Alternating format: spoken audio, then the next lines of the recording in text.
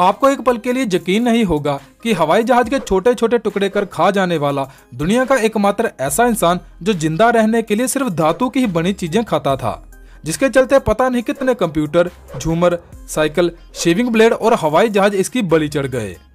अजीबोगरीब लोगों की दुनिया में आज मैं आपको एक ऐसे इंसान के बारे में बताने वाला हूं जो देखते ही देखते लोहा, तांबा, पीतल, रबड़, कांच से बनी चीजें इतने स्वाद से खाता था जैसे कोई शाही पनीर या पिज्जा बर्गर खा रहा हो।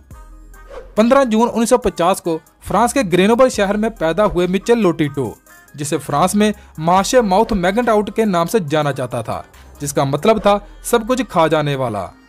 मिचेल लोटिटो ने 9 साल की उम्र में ही असामान्य आहार खाना शुरू कर दिया था और 1966 में लगभग 16 साल की उम्र में उन्होंने अपनी इस अद्भुत शैली का सार्वजनिक रूप से प्रदर्शन करना शुरू कर दिया।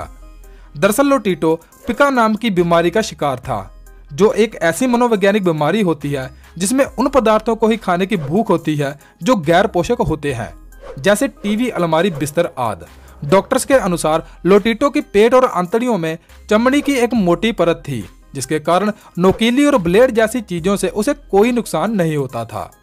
लोटिटो में पाचक रस भी थे जो असामान्य रूप से शक्तिशाली थे, जिसका मतलब है कि वह असामान्य सामग्रियों को बड़ी आसानी से पचा सकता था। हालांकि इसका मतलब यह भी था कि केले और उबले अंडे जैसी चीजें खाते ही लोटिटो बीमार हो जाता था। अद्भुत रिकॉर्ड बनाने के चक्कर में लोटिटो ने एक से सेना 150 हवाई जहाज भी घटक लिया, जिसे पूरा खाने में लोटिटो को 1978 से 1980 तक 2 साल का समय लगा। 1984 में गिनीज बुक ऑफ रिकॉर्ड्स में लोटिटो का नाम दर्ज हो गया। उसके बाद लोटिटो को दुनिया में साइकिल और लो कैलोरी से सेना हवाई जहाज खाने के अलावा एक सुपरमार्केट ट्रॉली और 7 टीवी सेट का उपभोग करने के लिए जाना जाता था। 1984 में गिनीज बुक ऑफ रिकॉर्ड्स में नाम दर्ज होने के बाद मिली मेटल की ट्रॉफी को भी लोटिटो ने खा लिया था। लोटिटो के दांत बहुत ही मजबूत थे, जिसकी स्ट्रेंथ 8 टन प्रति सेंटीमीटर मापी गई थी। इसलिए तो वह हर दिन 900 ग्राम मेटल को बड़ी आसानी से खा और पचा लेता था। धातु से बनी चीजें खाने के लिए लोटिटो पहले उन्हें छोटे छोटे टुकड़ों में काट लेता था और फिर बराबर मात्रा में पानी और मिनरल ऑयल के साथ उसे खा जाता था। लोटिटो ने पेट्रोल पीने के पीछे की वजह बताते हुए कहा कि इससे उसका गला चिकना हो जाता था, जिससे धातु की चीजें निगलने में उसे आसानी होती थी। ऐसा अनुमान है कि 1959 से 1997 के बीच लोटिटो ने लगभग 9 टन धातु खा ली थी।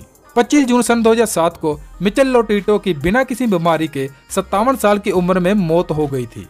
लोटिटो की तरफ से खाई जाने वाली धातु की कुछ चीजों की संख्या आपकी स्क्रीन पर है।